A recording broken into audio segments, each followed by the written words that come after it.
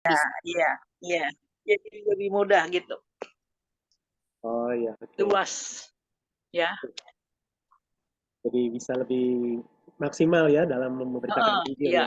Iya, jadi lebih lebih apa, lebih mudah melalui apa, mengobatin pasien lalu sekalian mengobat gitu ya. Kalian Hmm. menginjilin. Menginjili ya. Iya, iya, betul, betul. Jadi ini, Saya Pak, oh iya silakan Pak. saya Pak.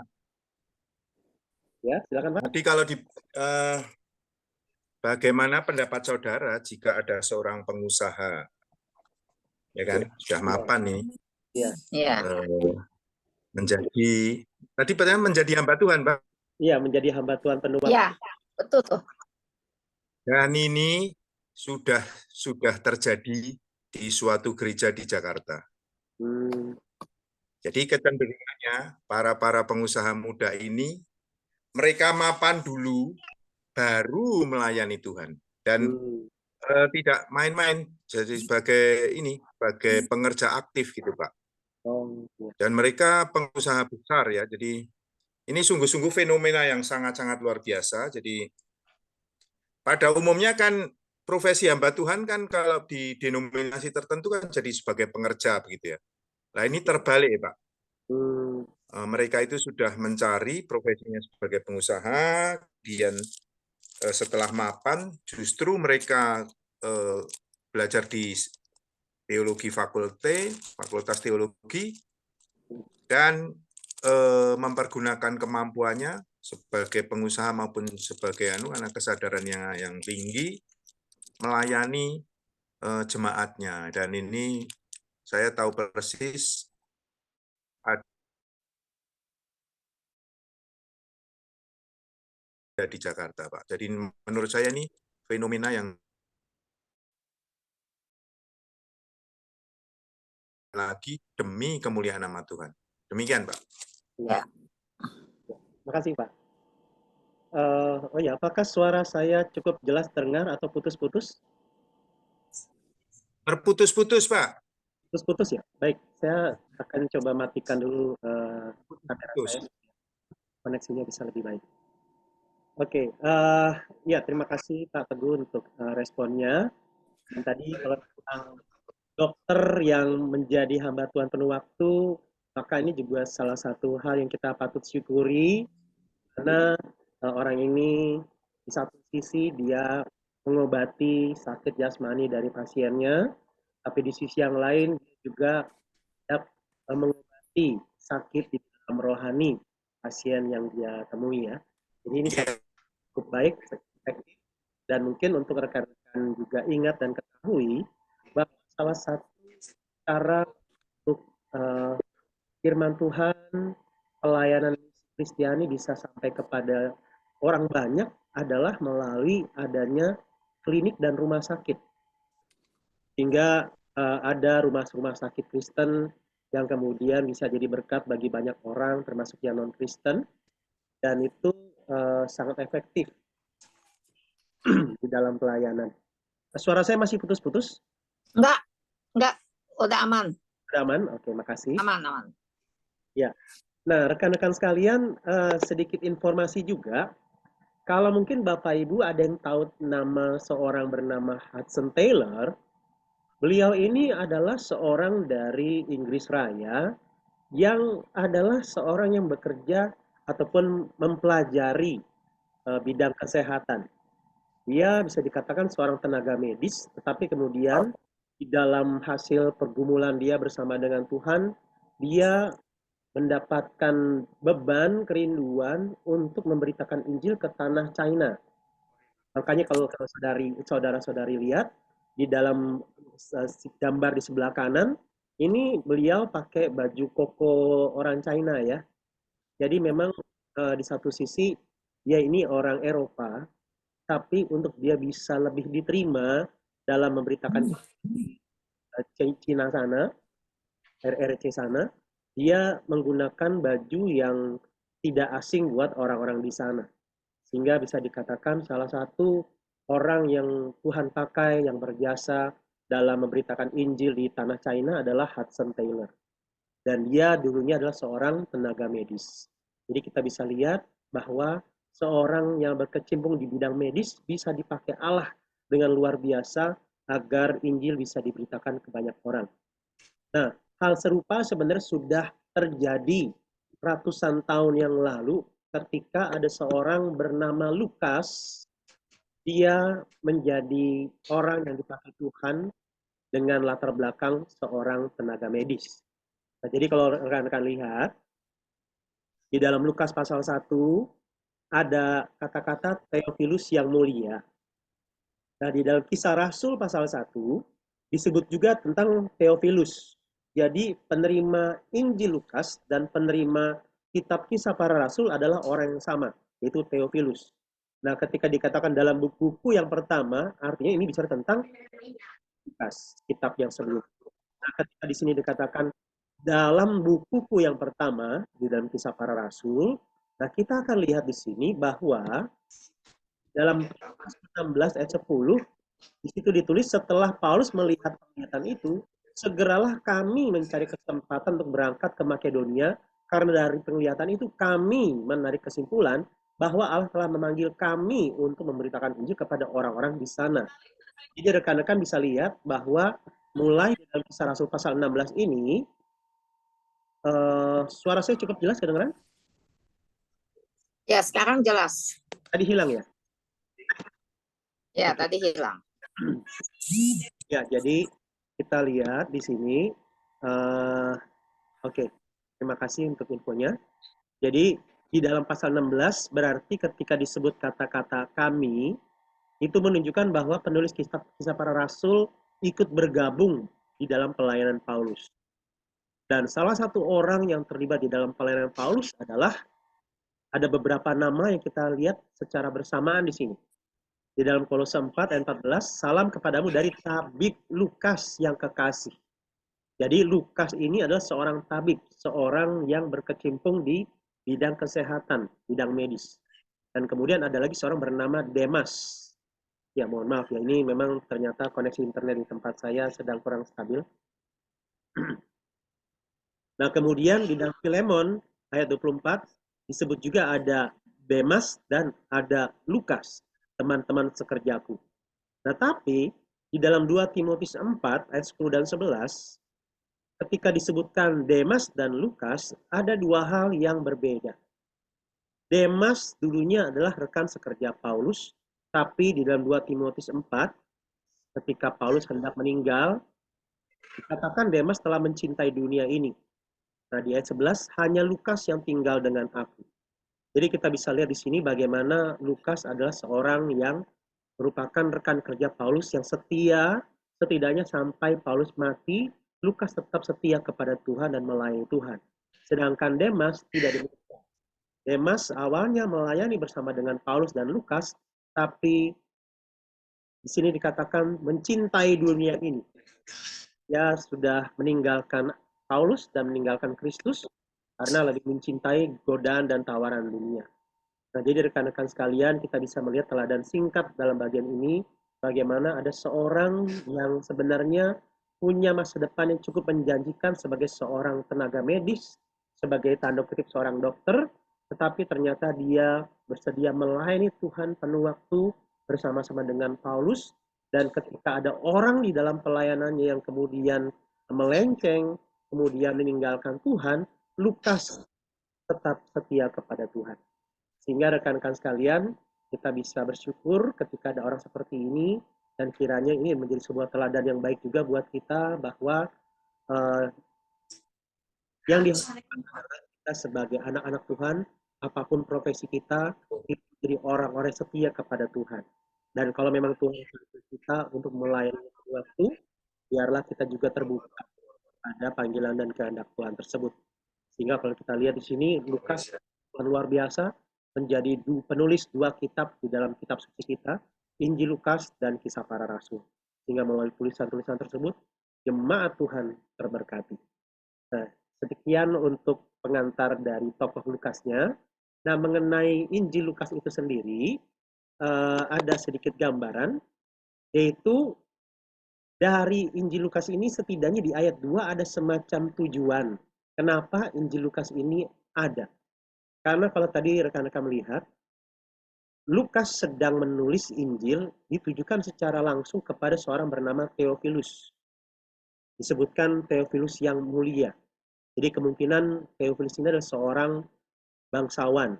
Bangsawan tetapi kemungkinan besar bukan orang Yahudi karena namanya bukan nama orang Yahudi. Theophilus. Theophilus itu nama dalam bahasa Yunani artinya sahabat Allah. Theophilus dari kata theos dan philia. Philia itu kasih ataupun sahabatnya kalau dalam kata bendanya. Jadi sahabat Allah. Nah, jadi rekan-rekan kalau nanti satu saat punya anak, boleh juga kasih nama anaknya Theophilus. Artinya pecinta Allah atau sahabat Allah. Nah, jadi Lukas, Babe, ya, suaranya putus-putus? putus ya. Tadi ada ngomong nggak? Ya, saya Putus terus nih ngomong. suaranya nih. Saya coba. Suaranya hilang, putus. Baik. Sampai mana hilangnya tadi? Kalau gitu saya coba cari dulu ini ya. Maaf.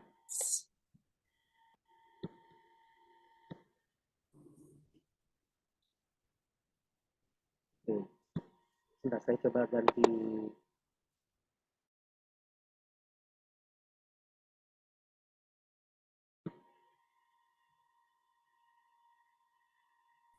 Internetnya dulu sebentar. Oke. Suara saya cukup jelas? Putus-putus Ya, tidak? sekarang jelas. Jelas sekarang. Ya. Apakah tentang tokoh Lukas tadi sudah sempat rekan-rekan dengar?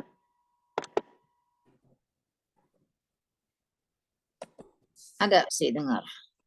Yang tentang Hudson Taylor tadi sudah cukup jelas juga didengar? Sudah. Sudah ya. Ya, tentang Lukas juga semoga sudah tadi. Mohon maaf kalau ada gangguan sinyal.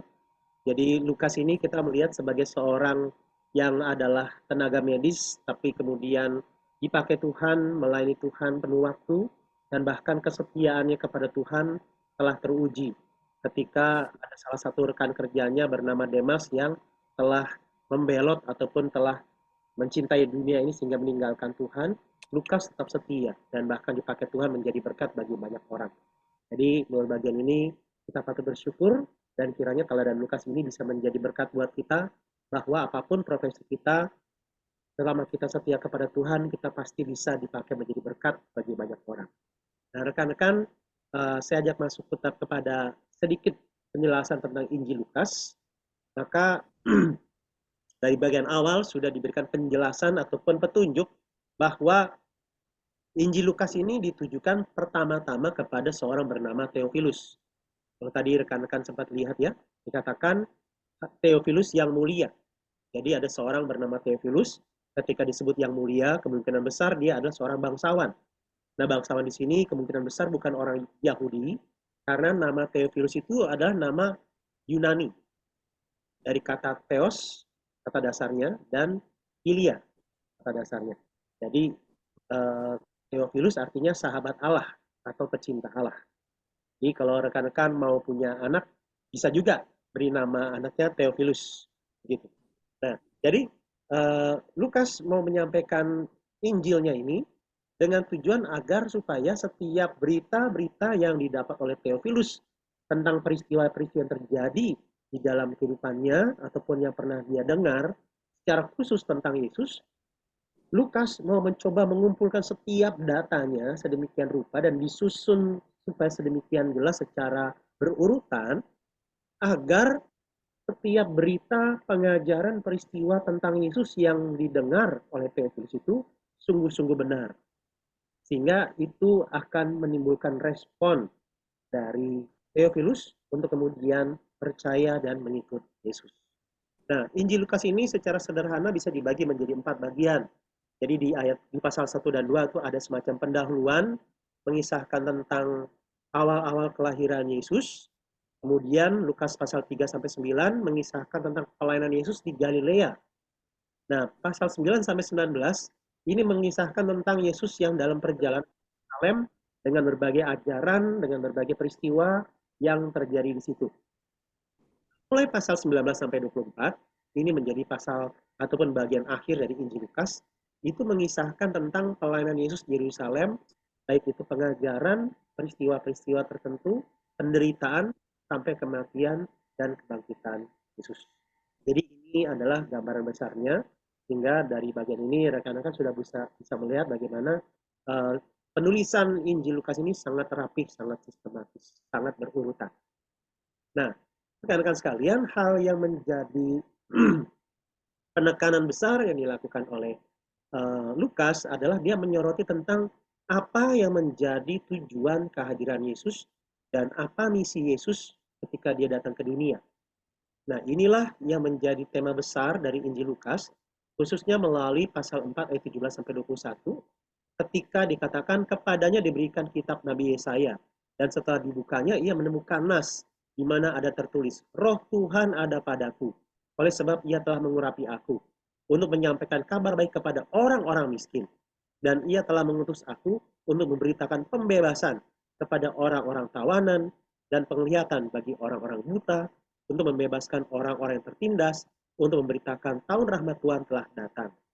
Kemudian ia menutup kitab itu dan memberikannya kembali kepada pejabat, lalu duduk. Dan mata semua orang dalam rumah ibadat itu tertuju kepadanya. Lalu ia mulai mengajar mereka, katanya, pada hari ini, genaplah nas ini sewaktu kamu mendengarnya. Jadi Tuhan Yesus mengatakan bahwa ketika para jemaat mendengarkan kutipan di ayat 18 sampai yang ke-19 tersebut, Tuhan Yesus mengatakan ayat-ayat ini sudah terjadi. Ayat-ayat ini benar-benar terjadi ketika para jemaat mendengar kalimat itu disampaikan oleh Yesus. Sehingga Yesus mengatakan bahwa akulah yang dimaksudkan di dalam ayat 18 sampai yang ke-19. Tentang Yesus yang membawa kabar baik, Injil, bagi orang-orang miskin, pembebasan bagi orang-orang tawanan, dan seterusnya. Jadi dalam bagian ini, Tuhan Yesus menyatakan misinya, termasuk siapa orang-orang yang perlu mendapatkan berita. Nah, rekan-rekan sekalian, kadang-kadang kita pernah melihat ataupun mendengar atau membaca sebuah buku, sebuah publikasi yang tulisannya adalah untuk kalangan sendiri. Menurut rekan-rekan gimana? Apa tanggapan teman-teman? Kalau ada buku, publikasi, acara, terus ada tulisannya untuk kalangan sendiri. Gimana tanggapan teman-teman?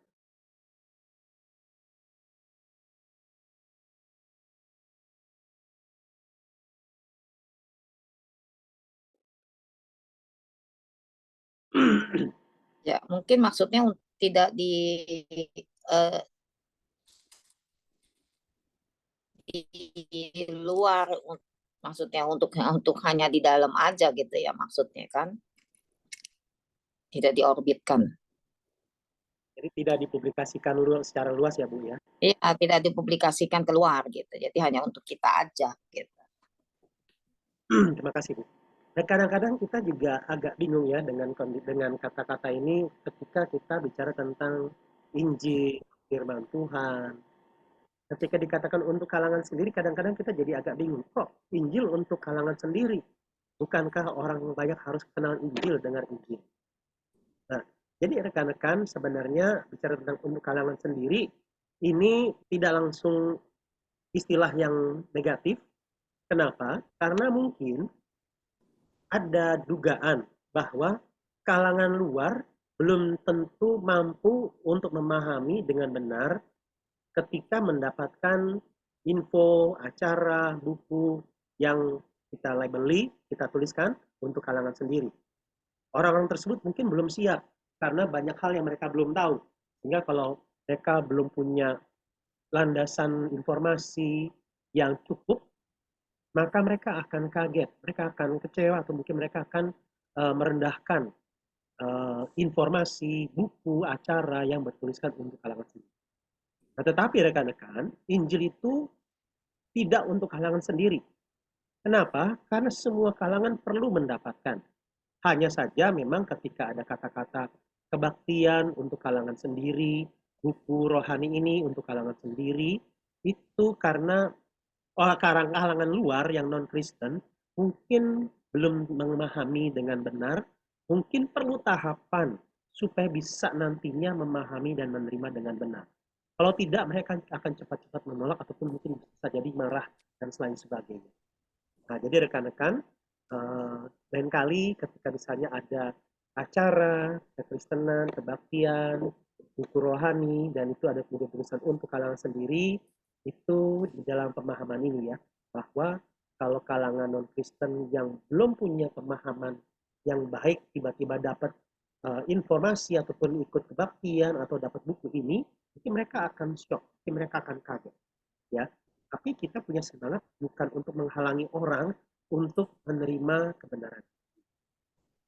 Nah, rekan-rekan, di dalam Injil Lukas kita bisa melihat dari pasal 4 tadi bahwa Injil yang dibawa oleh Yesus, Injil ini kan artinya kabar baik ya. Kabar baik yang dibawa oleh Yesus ini adalah kabar baik bukan untuk kalangan sendiri, tetapi untuk orang-orang luas termasuk orang-orang yang terpinggirkan dari masyarakat.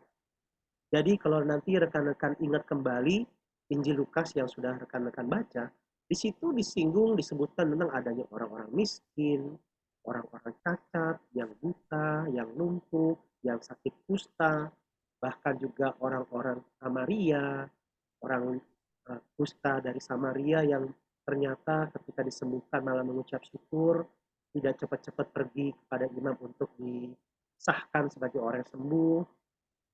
Ada juga perumpamaan tentang orang Samaria yang baik hati.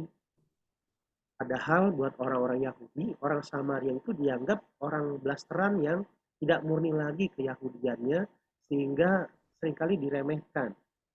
Orang Yahudi nggak mau bergaul dengan orang Samaria. Ataupun juga orang-orang yang merusak moralitasnya.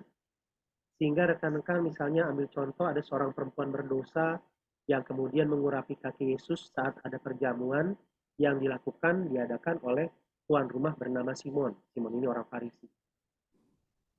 Tetapi ketika Tuhan Yesus kakinya diurapi oleh si perempuan ini, dia justru tidak menolak, tetapi malah memberikan sebuah pemahaman bahwa si perempuan ini meskipun dia secara moral rusak, disebut sebagai orang berdosa, tetapi karena telah mengalami pengampunan, maka dia menunjukkan kasihnya kepada Yesus sehingga bersedia untuk membuang-buang minyak wangi yang sangat mahal itu yang dia miliki hanya untuk mengurapi kaki Yesus. Padahal kaki seorang pada waktu itu, kaki itu adalah bagian yang hina, yang kotor. Tetapi bagi si perempuan ini, Yesus terlalu mulia, terlalu berharga, bahkan kakinya pun layak untuk diurapi dengan minyak wangi yang harganya itu sekitar upah 1 tahun rata-rata kerja pada waktu itu. Jadi saudara, kita bisa melihat bagaimana Injil ini adalah Injil yang patut diterima dan dinikmati oleh banyak orang dari semua kalangan. Nah, karena kan ialah hal ini juga menolong kita bahwa kita pun di dalam relasi dan pergaulan kita juga tetap terbuka dengan orang-orang yang mungkin dianggap miskin, cacat, yang rusak moralitasnya, yang terpinggirkan. Kita membuka diri terhadap mereka. Kita minta Tuhan agar kita bisa berbelas kasihan kepada mereka, tapi kita juga minta kebijaksanaan dari Tuhan di dalam sikap terhadap mereka. Dan demikian rekan-rekan sekalian yang bisa saya sampaikan dalam pengantar pada malam hari ini. Silakan dari rekan-rekan ada yang mau bertanya, mau menanggapi, atau mungkin ada pertanyaan yang mau diajukan seputar pembacaan kitab Lukas atau Injil Lukas di beberapa hari yang lalu.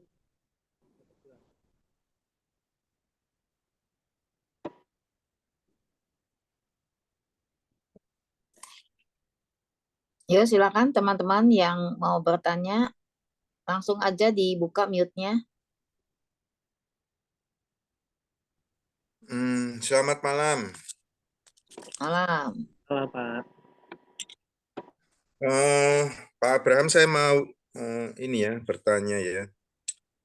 Ini kalau Tuhan berpesan kepada murid-muridnya pada waktu dia mengutus ada 12, ada 70 orang. Sebagai contoh di pasal Lukas 10 mulai pasal 4 itu kan. Pergilah, sesungguhnya aku mengutus kamu seperti anak domba ke tengah-tengah serigala. Jangan membawa pundi-pundi atau kantong perbekalan atau kasut, dan janganlah memberi salam kepada siapapun selama dalam perjalanan. Kalau kamu memasuki suatu rumah, katakanlah lebih dahulu damai sejahtera bagi rumah ini. Dan ini terdapat di ketiga Injil. Nggak ngerti ya, apakah di Yohanes juga ada.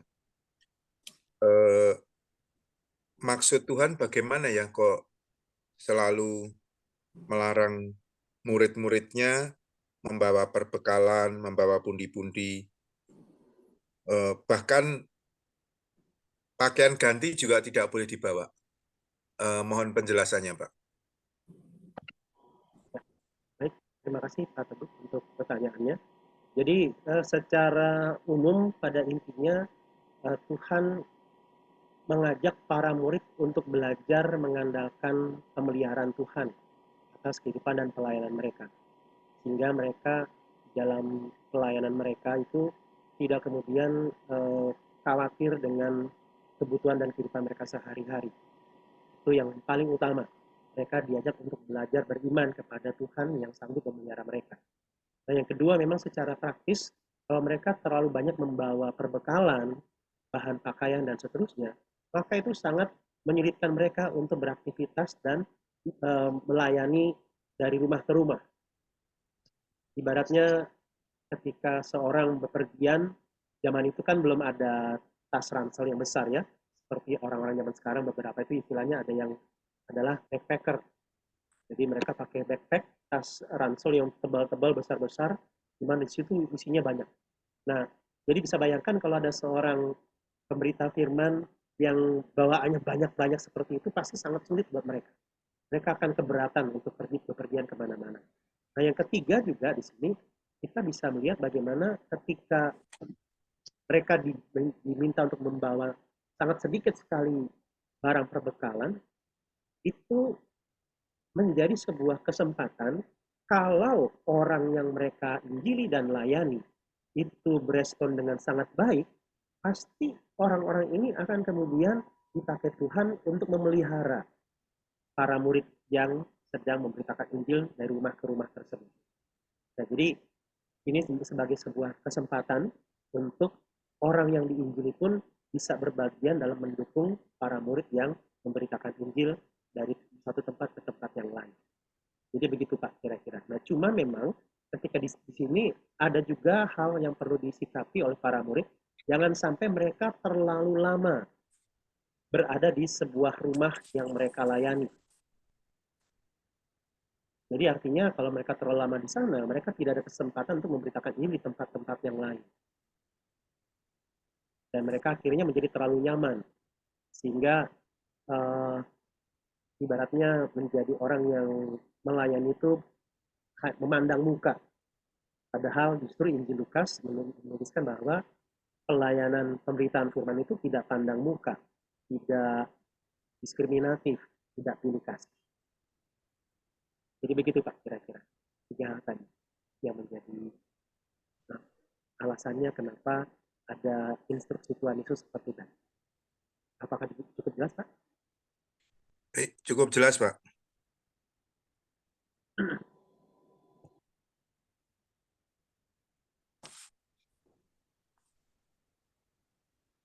Halo, Sir. Ya, Edi. Ya. Oh, Akan saya mau nanya, Sir. Itu kan di pasal 9 kan katanya itu perjalanan menuju ke Yerusalem ya, Yesus ya. Ya, benar. Itu kan ada, tadi dibilang kan ada yang kayak orang Samaria ya. Tapi di awal di pasal 9 ayat 51 itu, saya ketika hampir genap waktunya, Yesus diangkat ke sorga. Ini maksudnya, saya sih belum mengerti konteks ini. Terus, tetapi kan di pasal yang ini, Yesus dan orang Samaria ini, itu orang Samaria kan nggak mau, maksudnya menolak Yesus ya, Iya. di desanya. Terus dia pergi ke desa yang lain. Nah itu konteksnya gimana ya, Sir? Padahal kan biasa kalau Yesus itu yang pasal berikutnya pasal 10 itu orang Samaria yang murah hati. Itu sih saya mau nanya itu aja sih. Perumpamaan Jadi, tentang orang Samaria yang mulia hati. jadi kayak Tetapi malah di desa yang sebelumnya itu malah ditolak. Maksudnya suruh pergi. Ini gimana sih maksudnya? oh ya, oke. Jadi yang mau Edi tanyakan, kok ini ada orang Samaria tapi kok di satu sisi mereka menolak Yesus, tapi di sisi yang lain kok Tuhan Yesus bilang nih orang orang Samaria baik hati gitu ya? Ya, Oke, ya makasih. Nah, untuk yang pertama memang di dalam pasal 9 ini adalah memang respon dari orang-orang Samaria yang didatangi oleh Tuhan Yesus. Jadi memang di situ ada sebuah desa ya. Kalau kita lihat kan tadi di pasal 9 Tuhan Yesus melayani ke suatu desa. Nah, kemudian tolak, tapi kita tidak bisa mengambil kesimpulan apakah seluruh orang Samaria itu bersikap negatif terhadap Yesus. Kita nggak bisa mengambil kesimpulan itu. Nah, tapi kalau di dalam pasal yang ke-10 tentang perumpamaan orang Samaria yang baik hati itu ya. Nah, itu kan perumpamaan. Jadi perumpamaan di sini mengisahkan tentang ada orang yang seperti itu, tapi bisa juga ini adalah sebuah kisah ilustrasi. Perumpamaan itu bisa jadi kisah yang benar-benar nyata, atau bisa juga kisah ilustrasi. Nah, apakah memang benar ada kejadian yang Tuhan Yesus ceritakan dalam perumpamaan tersebut? Kita tidak bisa pastikan, tapi yang kita coba lihat ada pesannya bahwa yang mau Tuhan Yesus sampaikan dari perumpamaan orang Samaria yang baik hati adalah melalui bagian ini Tuhan Yesus mau bilang bahwa ada kok orang-orang yang mungkin bagi orang Yahudi waktu itu orang yang nggak pantas dikasihi. Tapi ternyata orang yang nggak pantas dikasihi itu malah lebih mengasihi ketimbang orang-orang Yahudi. Gitu. Jadi kalau rekan-rekan Edi khususnya ya, waktu baca kisah perumpamaan orang Samaria yang baik hati itu kan ada seorang Yahudi atau seorang Israel yang habis dirampok habis-habisan. Nah, tahu-tahu ada orang pertama, jadi ada orang Lewi, kemudian nanti ada apa namanya, ada imam ya, ada imam pertama-tama. Imam ini kan berarti orang diasumsikan orang Israel juga. Nah ternyata nggak mau nolongin, padahal sama-sama orang Israel. Kemudian orang Lewi lagi datang. Orang Lewi ini juga orang Israel. Meskipun ngeliatin si orang yang sudah dirampok habis-habisan ini babak belur, sudah hampir seperti orang jenazah atau mayat, nggak ditolong juga. Nah, tahu-tahu di dalam kisah ini ada orang Samaria. Orang Samaria dengan orang Yahudi itu pada umumnya mereka saling bertikai, bermusuhan. Nah, tapi dalam perumpamaan ini ternyata si orang Samaria tersebut dia bersedia untuk mendobrak batasan dan konflik yang ada. Bahwa meskipun saya orang Samaria tidak boleh bergaul dengan orang Israel, Yahudi, tapi karena kasih saya kepada orang yang sedang membutuhkan, maka saya bersedia menolong dia. Pertolongan saya pun pertolongan yang demi agar dia bisa sembuh, demi agar dia bisa pulih. Sehingga kalau nanti teman-teman bisa baca kembali, si orang Samaria ini mengeluarkan uang untuk perawatan, pengobatan, termasuk penginapan. Dia siap rugi demi orang asing yang biasanya dianggap sebagai musuh ataupun suku yang perlu dihindari. Jadi pesannya seperti itu, bahwa jangan sampai kita orang-orang yang katanya sangat mengasihi, ternyata kasih kita itu sangat dibatasi oleh berbagai hal, termasuk misalnya perbedaan suku, latar belakang, ataupun misalnya Kalau orang itu non-Kristen, kita nggak mau mengasihi dan seterusnya. Nah, bro, ini seperti sebuah cerita yang terbalik. Jangan-jangan orang Israel, orang Yahudi perlu belajar dari orang Samaria ini. Nah, tapi orang Samaria ini belum tentu mewakili keseluruhan orang-orang Samaria yang lain. Begitu kira-kira. Tapi ada teladan yang baik kita bisa ambil di situ. Apakah cukup jelas, Edi? Oh, kalau untuk yang ke-10 kusta itu apa 10-10-nya orang Samaria? Enggak. Nah, 10 dari 10 orang kusta itu hanya satu yang Samaria. Oh, berarti bukan semuanya orang Samaria ya? Bukan. Justru malah itu oke. tadi, balik lagi ya. Ternyata orang Samarianya malah lebih berterima kasih kepada Tuhan ketimbang 9 yang lain. Padahal 9 yang lain orang Israel, orang Yahudi. Oke, terima kasih. Sama-sama. Oh, ada yang di kolom chat ya. Pak Andreas Handrawan. Saya mau bertanya pasal 9 ayat 60. Oke. Ya, silakan Pak Andreas. Maksudnya yang mau ditanyakan dalam hal apanya, Pak? Ya, Pak. Maksud dari 60 itu apa maksudnya, Pak? Orang mati mengubur orang mati. Gimana itu maksudnya, Pak?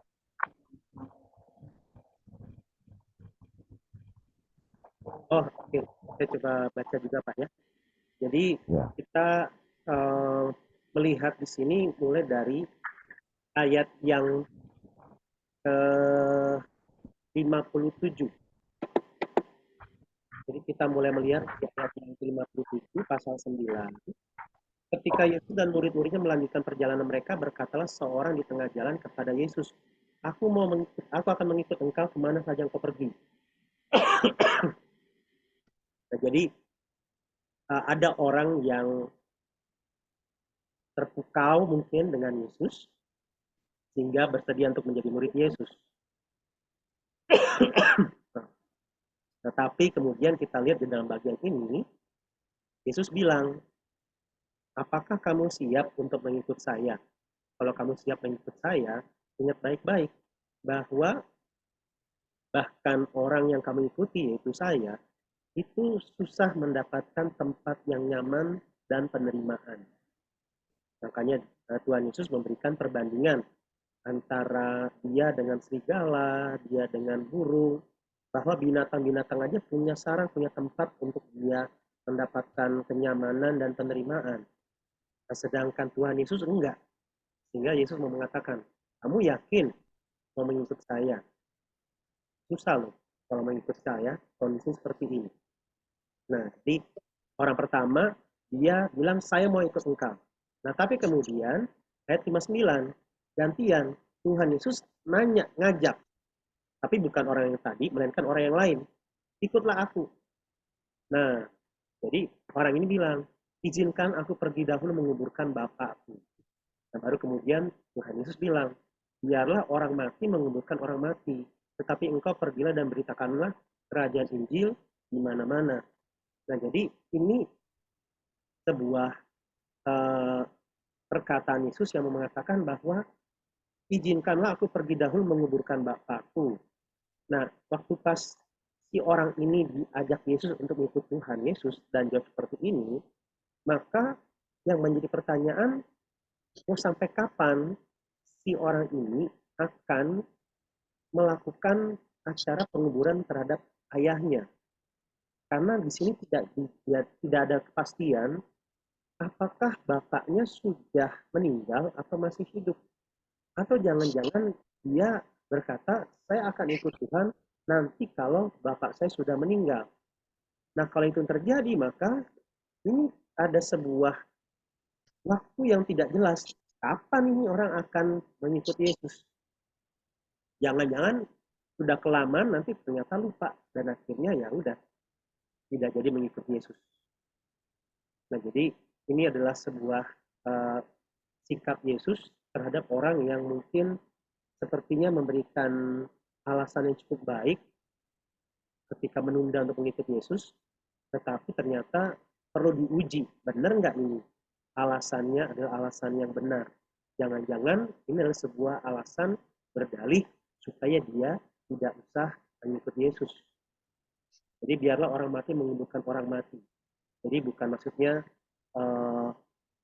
mayat menguburkan mayat kan, tetapi ya kalau sudah mati ya udah biarkan dia mati, atau jangan sampai nunggu orang tuamu mati baru kamu mengambil keputusan mengikut Yesus. Sudah terlalu lama. Sudah akhirnya jangan-jangan kamu tidak akan mengikut Yesus seumur hidup kamu. Jadi jangan-jangan sampai matimu engkau tidak jadi mengikut aku. Begitu kira-kira.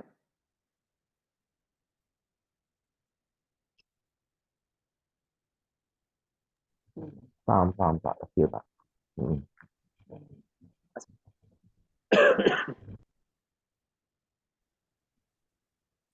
Ada pertanyaan lagi? Kayaknya sebelum lanjut, bagaimana kalau kita foto dulu nih, supaya pada nggak kabur nih. Soalnya biasanya kalau udah mau foto pada kabur semua. Pak Abraham bisa bantu foto. Tolong semua buka itunya ya, videonya ya, on semua, posisi on. Ya, Pak Akwang, Ibu Tusi, Sundari, Sioklien, TKP, tolong ya semuanya dibuka kameranya. Kita mau foto. Ibu Tusi boleh dibuka kameranya?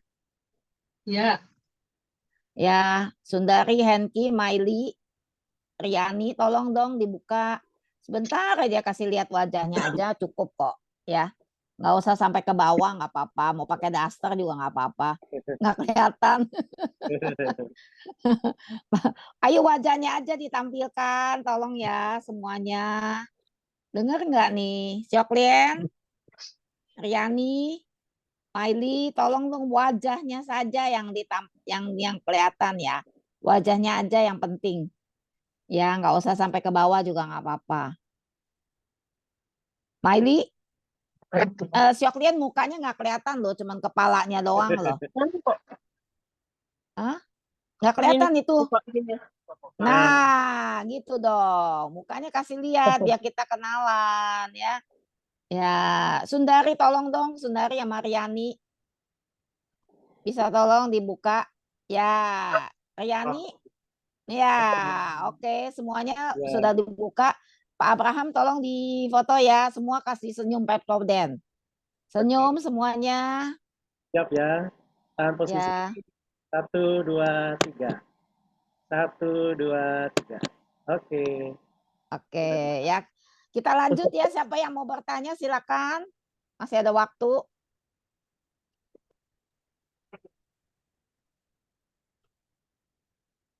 Ayo mau tanya-tanya aja, jangan malu-malu, jangan takut salah. Ya kan kita semua belajar di sini.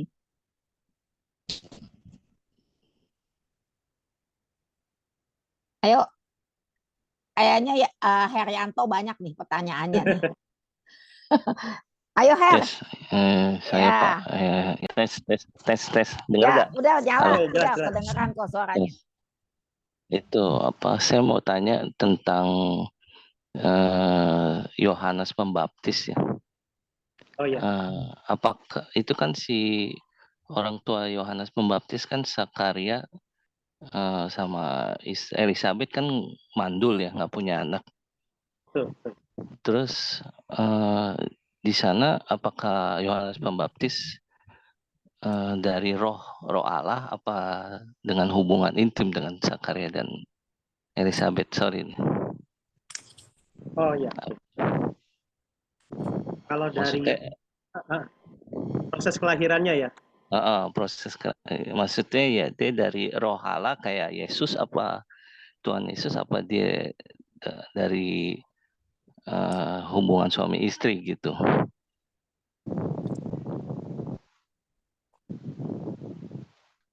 Oh ya.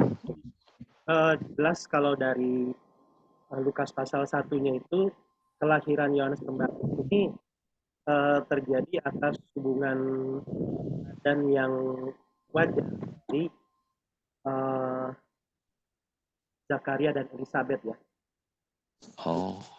Bukan seperti bukan dari roh Allah gitu ya, Pak. Bukan.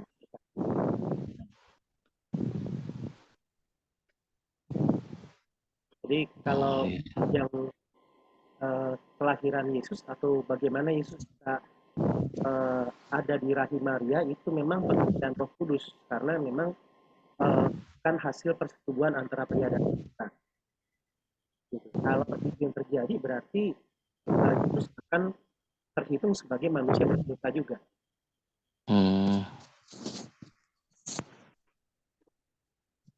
Iya, iya. Penekanannya di sana.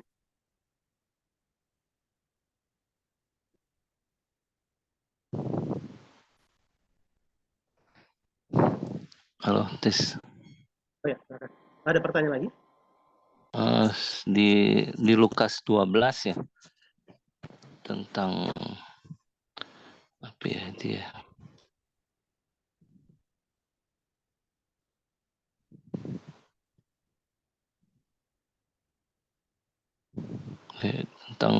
Tetapi yang ayat Lukas 12 ayat 9, tetapi barang siapa yang menyangkal aku di depan manusia, ia akan disangkal di depan malaikat Allah. Setiap orang yang mengatakan suatu melawan anak manusia, ia akan diampuni. Tetapi barang siapa menghujat Roh Kudus, ia tidak akan diampuni. Maksud menghujat Roh Kudus maksudnya dia tidak mengakui Yesus adalah Tuhan dan Juru Selamat, apa gimana ya Pak? Iya, betul.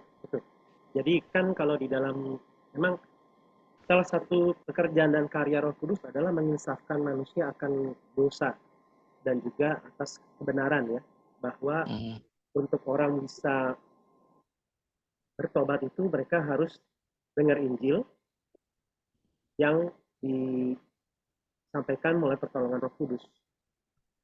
Nah, ketika berita tentang Kristus yang disampaikan melalui pertolongan Roh Kudus itu ditolak, itu artinya dia sedang menghujat Roh Kudus, berarti dia menolak Yesus sebagai Tuhan dan Juru Selamat, sehingga tidak ada pengampunan buat dia.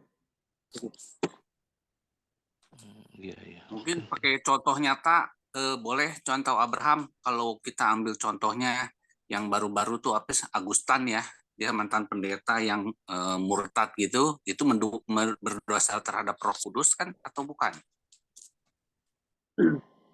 Ya, jadi memang di sini agak sulit untuk kita samakan, karena di dalam kitab Injil itu, termasuk di dalam Injil Lukas, itu sedang menyoroti tentang, kalau mungkin nanti perlu dilihat, itu mulai dari ayat 1-nya. Jadi kan di ayat 1 dikatakan, waspadalah terhadap ragi, yaitu kemunafikan orang Farisi.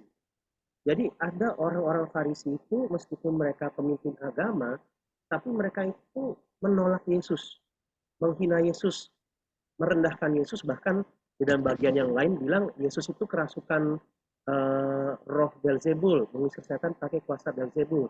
Jadi mereka benar-benar sedang menghina, merendahkan Yesus. Dan itu bisa disimpulkan bahwa itu menjadi kebebalan hati mereka, sehingga mereka menolak Yesus sebagai Tuhan dan Juru Selamat mereka. Sehingga bagi mereka tidak tersedia pengampunan. Karena jalan pengampunan buat mereka adalah mengimani Yesus sebagai Tuhan dan Juru Selamat. Nah, mereka menolak Yesus sebagai pengampunan memberikan. Nah, kalau tentang kasus seorang pendeta yang murtad, memang kita belum bisa pastikan apakah dia sampai matinya itu benar-benar tidak lagi bertobat dan berbalik kepada Yesus. Kalau dia nanti misalnya menjelang mati, kemudian menyesal, dan kemudian bertobat, berbalik kepada Yesus, maka kita bisa melihat bahwa dia tidak menghujat Roh Kudus dalam hal ini, dalam artian dia kembali kepada Yesus. Jadi begitu Pak PKP. Kayaknya ada ini tayangan video yang dikirim teman. Cuman saya juga udah nggak nyimpen ya, karena itu kan dari link ya, contoh. Oh ya. Itu yang menyatakan bahwa menjelang ajalnya itu ada seseorang nampaknya Coach Stephen gitu, yang dari Mualaf Center itu, yang membimbing saudara Agustan ini untuk mengulangi syahadat lagi gitu. Oh. Seperti itu. Jadi ya saya kok agak yakin kalau dia menyangkal kebenaran itu gitu. Tapi kalau memang sesudah itu karena dia seorang yang ngerti tentang kebenaran kemudian dia berbalik, bisa juga sih gitu. Iya. Secara diam-diam. Kan dia bisa aja begitu ya. Dalam hatinya ya. Iya. Ya Itu cuman sih yang ya. saya saksikan. Cuman kalau saya cari lagi linknya nggak ketemu tuh. Ya nggak apa-apa Pak. Tapi memang itu bisa jadi salah satu contoh. Kalau memang ternyata sampai akhir hidupnya dia tetap menolak Yesus, ya kita bisa menyimpulkan ya dia menghujat Roh Kudus. Dan biasanya kan orang kalau menjelang, misalnya dia sedang sakit keras, menjelang ajal, biasanya dia dalam posisi sudah tidak berdaya, sehingga semua bantuan, semua pertolongan itu dia akan mau terima dengan terbuka. Dalam artian ya ini kalau waktu pas pengalaman saya ikut pelayanan di rumah sakit Husada itu, ketika ada pasien yang sudah sangat sakit keras, maka didoakan secara Kristen pun mereka terbuka, meskipun dia orang non-Kristen. Jadi artinya ya itu tadi, ketika dia sudah sakit keras, merasa sudah tidak di jalan keluar lagi, maka setiap pertolongan, bantuan yang disediakan tuh dia mau terima. Nah kalau Pasti dari cerita terima semua. KTKP Iya. tadi, ketika Itu ditawarkan istilahnya ladang mau, sudah menguning gitu. iya, jadi memang sangat disayangkan ya, yang menawarkan pertolongan di akhir hidupnya malah yang seperti itu. Jadi ya bisa jadi mungkin seperti itu ya Pak. Bagaimana dia memang sampai akhir hidupnya tetap menolak Yesus. Ya, tapi ya kembali lah, itu kan semua memang hak otoritasnya dari Tuhan Yesus sendiri yang menjatuhkan penghakiman ya. Kita tidak menghakimi, tapi sepanjang yang saya tahu dari kesaksian hidupnya, nampaknya dia memang mendukakan Roh Kudus gitu.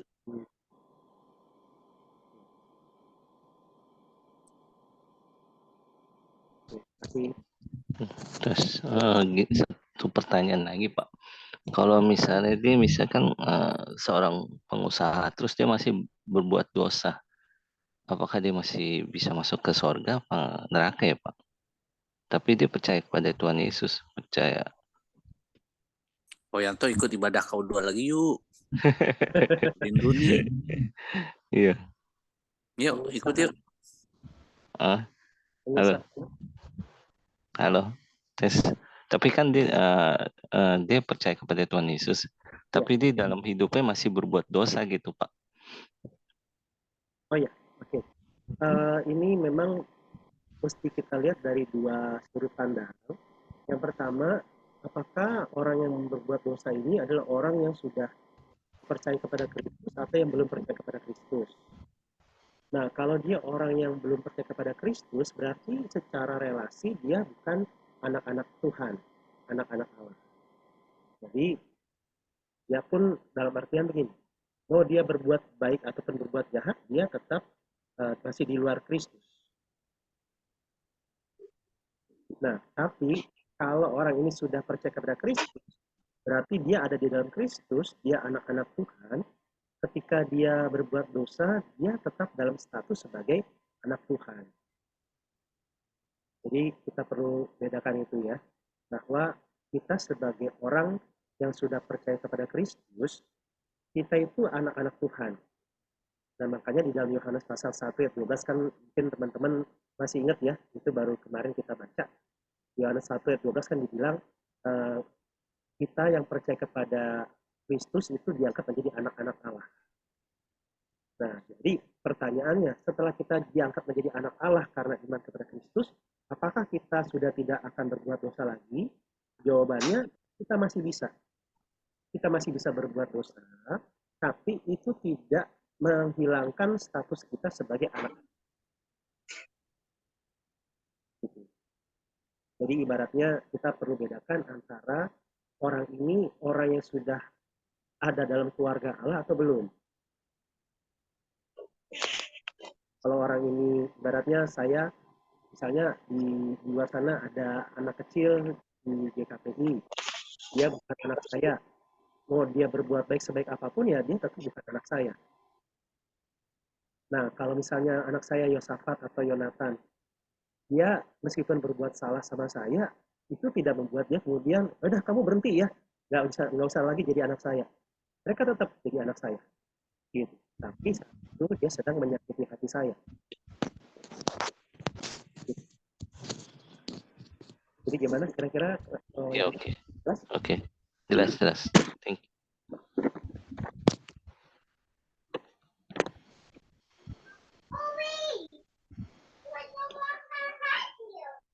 Ini suara anak saya kayaknya ya. Lu kurang. Ya, jadi Pak, itu. saya mau tanya. Baik, silakan begitu. Terima kasih dikasih tahu bahwa Bapak Hudson Taylor itu jadi dokter. Baru tahu saya. Terima kasih. Ya. Jadi dia beliau ini kalau waktu di melayani di Cungko itu tetap jadi dokter ya Pak? Ya, dua-duanya sih.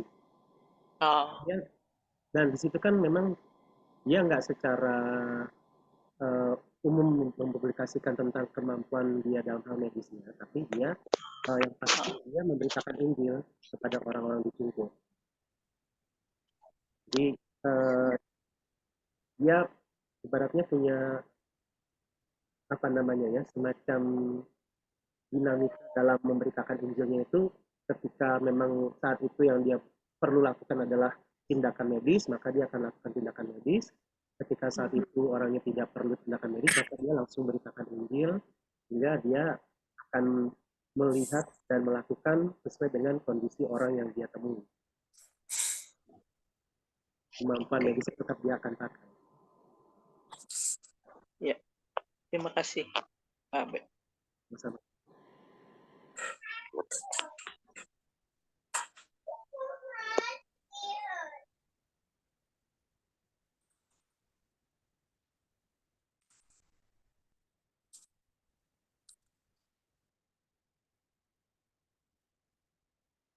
Saya mau nanya, Ya, silakan.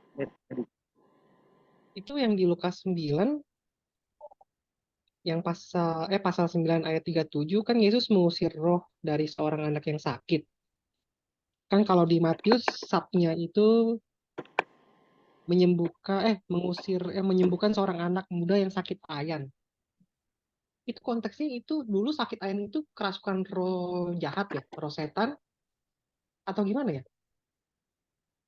Tadi pasal Kan tapi kalau 9 sekarang di dunia sekarang ini kan maksudnya di dalam medis kan penyakit ini kan kayaknya maksudnya ada medisnya lah. Ya. Nah, ini memang menarik. Apa tadi yang Edi yang tanyakan itu tadi di pasal 9 tentang seorang yang anak yang kerasukan ya.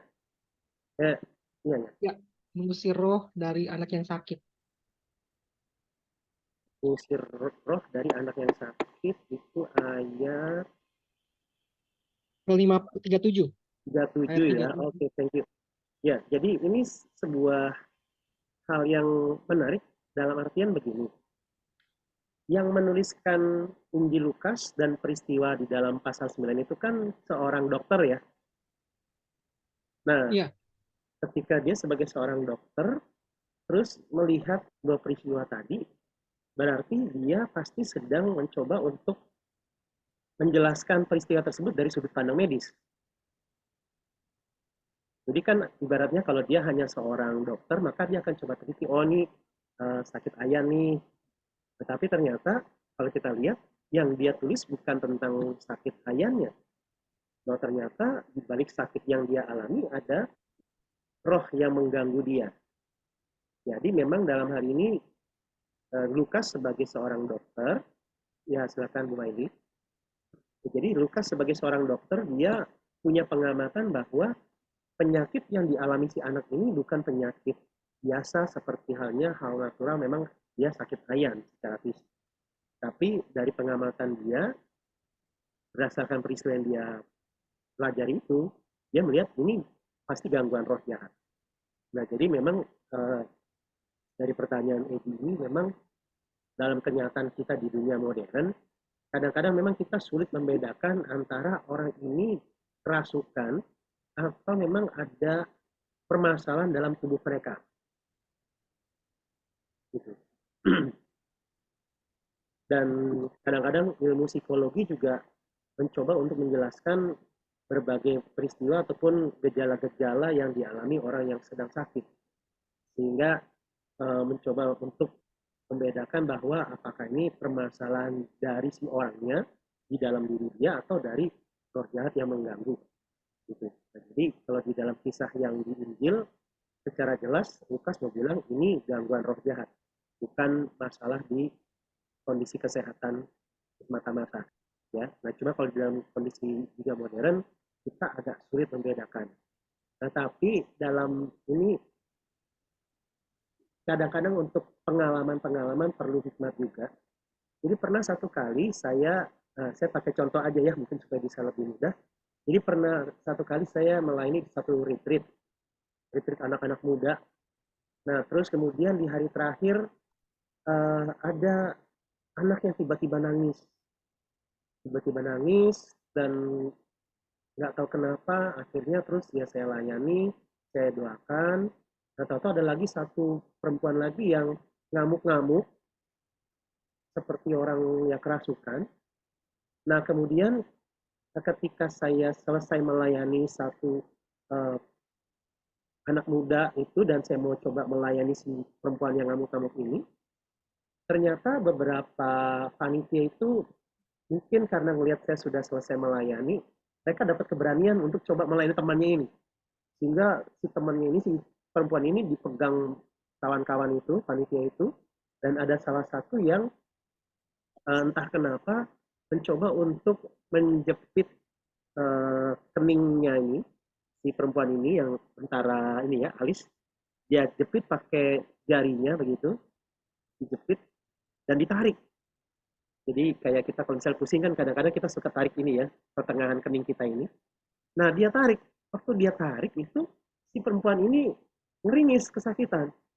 Nah, pas saya ingat, loh kok kesakitan? Setahu saya kalau Alkitab ceritakan tentang orang kerasukan, meskipun dia melakukan hal-hal yang menyiksa, si orang ini nggak merasa kesakitan.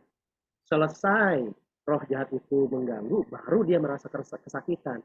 Nah, si perempuan ini kesannya seperti dirasuk, tapi ketika temannya menjepit atau mencubit keningnya, dia kesakitan. Akhirnya saya simpulkan, ini bukan kerasukan. Dan benar, akhirnya saya ketika dia ngamuk, saya bilang sama panitia itu, udah taruh aja di panggung. Nah, waktu taruh di panggung, dia menggelepar-gelepar, gerak-gerak begitu, sudah biarin aja. Dan ketika gelepar-gelepar, ini perempuan ya, kemudian bajunya itu agak keangkat, sehingga perutnya tersingkap. Nah, ketika perutnya tersingkap, terus tangannya refleks, turunin lagi, tutupin, rapiin bajunya. Nah, saya pikir, kalau orang kerasukan mana mikirin penampilan. Jadi ya saya bilang, udah, biarin aja dia gelepar-gelepar dulu. Saya layanin yang lain, karena ternyata ada lagi yang kerasukan. Nah, setelah selesai, dia udah tenang, reda, baru diajak ngobrol. Ternyata dia itu benar-benar ngeri, takut, marah, bingung, karena dia ikut retreat itu bawa mobil orang tuanya tanpa izin orang tuanya. Jadi ya itu yang ini dalam pengalaman sih ya, jadinya akhirnya waktu itu ya saya akhirnya coba bedakan antara ini kerasukan atau bukan. Jadi kalau orang kerasukan itu dia tidak akan merasa sakit, dia benar-benar tidak punya kesadaran, dan dia menjadi orang yang berbeda. Bisa diajak ngomong, bisa, tapi salah satu yang menjadi pengalaman saya yang sangat saya pegang baik-baik adalah kalau orang itu kerasukan, kita ajak dia berdoa minta pertolongan Tuhan, dia pasti nggak mau. Roh jahat itu takut dengan Tuhan Yesus, tapi nggak mau ditolong oleh Tuhan Yesus. Dia takut sehingga pengen kabur, tapi ketika mau minta pertolongan dia nggak mau. Dan itu salah satu pengalaman saya ketika melayani orang yang kerasukan, dia bisa saya ajak ngobrol. Saya tanya teman-temannya, dia disebut semua nama teman-temannya. Tapi begitu kemudian saya minta dia berdoa, jadi kita berdoa, Tuhan Yesus tolong saya, dia nggak mau. Dia langsung diam. Nah, jadi itu salah satu hal yang bisa menjadi identifikasi kalau seandainya rekan-rekan berhadapan dengan kondisi yang ada. Bedakan ini orang kerasukan atau Ya, sorry tanya. Itu kalau apakah orang yang tadi kerasukan apakah dia Kristen apa belum? Biasanya kalau orang Kristen kan belum tentu nggak bisa dirasuki oleh roh jahat. ya. Saya lebih setuju dengan yang tadi Ko Heri bilang ya, bahwa kalau memang kita adalah orang yang sudah percaya pada Kristus, kita itu tidak bisa dirasukan karena ada Roh Kudus di dalam diri kita. Iya, iya. Ya. Tetapi bukan berarti kita nggak bisa diganggu roh jahat. Kita bisa diganggu, tapi tidak bisa dirasuki.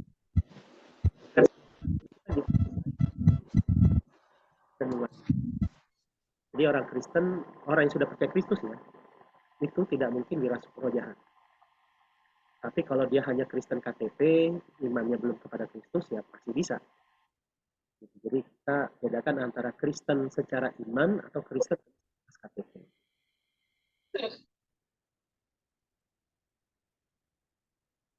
Semoga menjawab ya.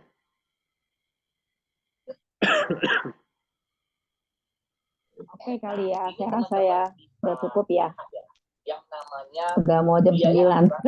hitung secara tahunan berdasarkan usia tertentu, Mana teman-teman? jenis kelamin, tingkat inflasi biaya kesehatan, kondisi Cukup ya, tertentu, kalau udah cukup proyeksi kita biaya tutup dengan doa aja ya. Wah, ternyata banyak nih faktornya teman-teman. Pak Ini Abraham yang boleh di tolong doa? HRCP X ya. Kalau HRCP saya nggak ada polisnya, jadi saya nggak bisa lihat. Oh, nanya. Oke, tadi saya pikir ada yang nanya. Baik, kita akan menutup dalam doa untuk pertemuan kita malam hari ini. Mari kita berdoa. Bapak Surgawi, terima kasih untuk pertemuan malam hari ini. Terima kasih untuk setiap kami yang Kau hadirkan, di mana kami bersedia untuk mengkhususkan waktu untuk mendengarkan firman Tuhan dan juga saling bercerita, berbagi, dan bertanya. Setiap hal yang kami dapatkan kiranya berguna bagi pertumbuhan kerohanian kami, sehingga kami menjadi orang-orang yang semakin mencintai Tuhan Yesus dan juga mencintai orang-orang yang Tuhan cintai. Tuhan, biarlah ini menjadi kesempatan kami semakin rindu belajar firman Tuhan, dan firman-Mu yang kami pelajari terus-menerus membaharui kami. Terima kasih juga untuk Ibu Kiweng yang terus menyemangati kami untuk setia membaca firman Tuhan dan juga mengikuti pertemuan hari ini. Tuhan juga sertai beliau, Tuhan juga sertai setiap kami. Sebentar lagi kami akan berpisah satu dengan yang lain.